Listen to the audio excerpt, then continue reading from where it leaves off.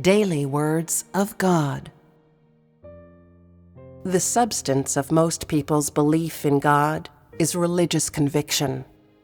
They are incapable of loving God and can only follow God like a robot, unable to truly yearn for God or adore Him. They merely follow Him silently. Many people believe in God, but there are very few who love God. They only revere God because they fear catastrophe, or else they admire God because He is high and mighty. But in their reverence and admiration, there is no love or true yearning. In their experiences, they seek the minutiae of the truth, or else some insignificant mysteries.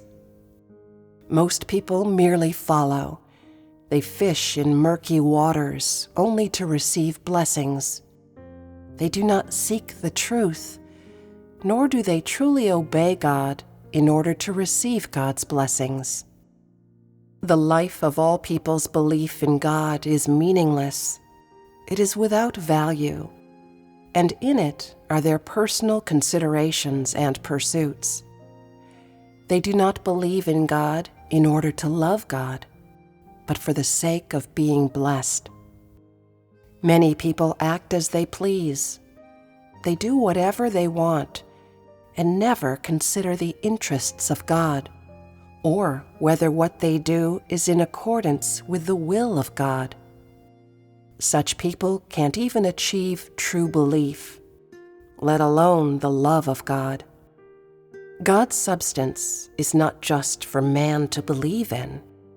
It is, moreover, for man to love. But many of those who believe in God are incapable of discovering this secret, and they don't dare to love God, nor do they try to love Him. People have never discovered that there is so much that is lovable about God. They have never discovered that God is the God who loves man, and that He is the God who is for man to love. The loveliness of God is expressed in His work. Only when they experience His work can people discover His loveliness.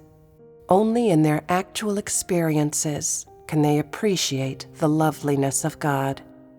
And without observing it in real life, no one can discover God's loveliness.